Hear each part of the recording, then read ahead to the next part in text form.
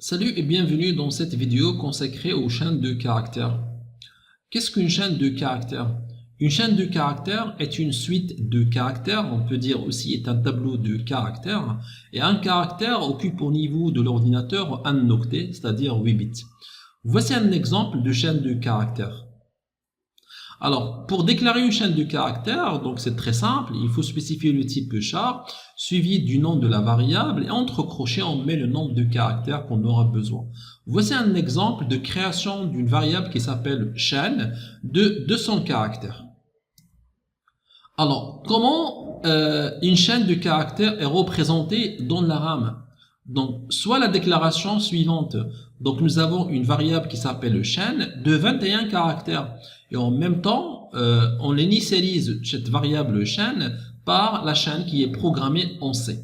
Donc, cette variable sera représentée au niveau de la RAM comme suit. Donc, on aura ici le premier caractère qui est P va occuper la première case, le deuxième caractère R va occuper la deuxième case, le troisième va occuper ici la troisième case, etc., etc. Donc ici, pour le nombre de caractères de notre chaîne qui est programmée en C, on va remarquer qu'il y a 15 caractères. Et à la fin de cette chaîne, il va y avoir un caractère de plus qui est anti/0 ou bien ce qu'on appelle le caractère nul. Ce caractère nul ou bien anti/0 marque la fin de la chaîne. Et comme vous remarquez, il reste encore des cases vides qui sont inutilisées. D'une autre façon, on peut déclarer une chaîne d'un certain nombre, mais on n'est pas obligé de remplir la totalité de la chaîne. Donc aussi, il ne faut pas oublier que la chaîne doit se terminer toujours par le caractère nul ou bien anti/0 qui marque la fin de la chaîne de caractères.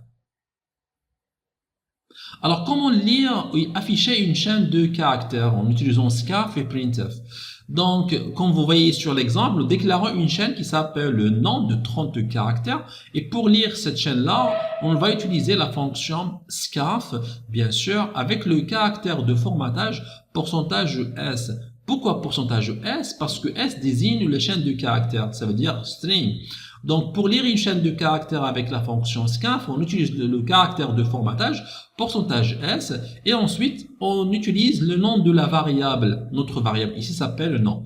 Ici, vous remarquez qu'on n'utilise pas le et commercial pour précéder le nom de la variable parce que c'est ce que nous avons dit. Pour lire une variable dans scarf, il faut la faire précéder par et commercial. Ici, on ne va pas la faire précéder pour le cas des chaînes de caractères. Alors, pour afficher une chaîne de caractères, on va utiliser la fonction printf et toujours, on utilise le caractère de formatage %s. Alors, langage C nous propose aussi deux autres fonctions spécifiques pour les chaînes de caractères, la fonction gets et la fonction puts. Alors, pour lire une chaîne de caractères, il suffit d'utiliser la fonction gets spécifique pour lire une chaîne de caractères. Et c'est ce que vous remarquez pour gets, on n'utilise pas le caractère de formatage %s. Pourquoi? Parce que la fonction, elle est spécifique pour les chaînes de caractères. Pour afficher une chaîne de caractères, on utilise dans ce cas-là aussi la fonction puts pour afficher une chaîne de caractères. Alors, passons maintenant pour apprendre et comprendre comment accéder aux éléments d'une chaîne de caractères. Alors, nous avons dit qu'une chaîne de caractères est un tableau de caractères et une chaîne doit se terminer toujours par le anti/0 qui marque la fin de la chaîne de caractères. Il se peut qu'il y ait des cases vides dans notre chaîne. Donc, prenons notre exemple, notre variable chaîne de 21 caractères, il est initialisé par la chaîne constante programmée en C. Donc, voici un autre tableau, voilà. Et pour accéder maintenant le premier caractère, donc il suffit de mettre le nom de la variable qui est chaîne et entre crochets on met 0. Donc chaîne de 0 désigne le premier élément, bien le premier caractère. Alors pour accéder au deuxième caractère, il suffit de faire chaîne entre crochets de 1. Donc chaîne de 1 désigne le deuxième caractère. Pour accéder au troisième, c'est chaîne de 2. Et pour accéder à notre dernier caractère, c'est chaîne de 14 parce que nous avons une chaîne qui contient 15 caractères sans compter le caractère nul. Donc ne pas oublier que toujours le premier indice de la chaîne commence toujours à 0. Alors, passons maintenant à un programme qui permet d'afficher une chaîne caractère par caractère de façon verticale. C'est-à-dire, nous voulons écrire à notre chaîne de telle façon qu'il va afficher le premier caractère sur une ligne, le deuxième caractère sur la deuxième ligne, le troisième caractère sur la ligne suivante, etc. Alors, nous avons ici la déclaration de notre chaîne qui va contenir 50 caractères avec la constante programmée en C. Donc, elle est initialisée par programmé en C. Ensuite, nous aurons besoin d'un compteur i qui va jouer le rôle de l'indice parce que nous allons parcourir notre chaîne caractère par caractère. Donc ici, nous avons une boucle. Donc notre boucle doit parcourir la chaîne depuis le premier indice jusqu'à quand? Est-ce que jusqu'à 50 caractères? Non. Pourquoi? Parce qu'il se peut que notre chaîne termine avant le 50e caractère. Donc, pour connaître la fin de la chaîne, nous avons un caractère qui s'appelle le caractère nul ou bien 0 qui marque la fin de la chaîne. Et bien, nous allons faire notre condition sur ce caractère-là.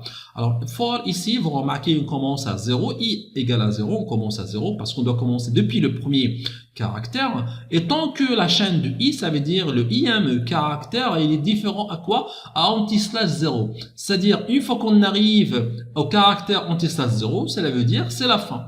Donc, on va tester, on va prendre le premier caractère, on va le tester avec anti-slash 0. Si c'est différent, on doit afficher chaîne de i. Ici, vous remarquez dans l'affichage, il y a printf, pourcentage C, d'accord, parce qu'on veut afficher un caractère, anti-slash n, chaque fois qu'on affiche un caractère, on doit revenir à la ligne. Ici, vous remarquez, j'ai pas mis 1, c'est parce que je ne veux pas afficher toute la chaîne, mais je veux afficher caractère par caractère. Donc ici, j'ai utilisé pourcentage C pour afficher un seul caractère. Donc, anti-slash n, pour revenir à la ligne. Qu'est-ce qu'il va faire? Chaque fois, il va afficher chaîne de i. Donc, au début, il va afficher chaîne de 0, le premier caractère, il revient à la ligne. Le i s'incrémente, il va tester. Maintenant, on est à i égale à a. Est-ce que chaîne de a, ça veut dire r, est-ce que r est différent de anti-slash 0? Oui, il va afficher, donc il va afficher le r. Ensuite, le i s'incrémente, on est maintenant au troisième caractère, à o. On est en i à 2. Est-ce que chaîne de 2 est différent anti-slash 0? Oui, il va afficher le O, etc. Lorsqu'on arrive à anti-slash 0, donc ça veut dire la fin, et on aura comme résultat, ce que vous voyez ici, c'est, voilà, on a affiché notre chaîne de caractères de façon verticale, et chaque caractère sera sur une ligne. Voici en ce qui concerne notre chaîne de caractères, et comment c'est utilise les chaînes de caractères.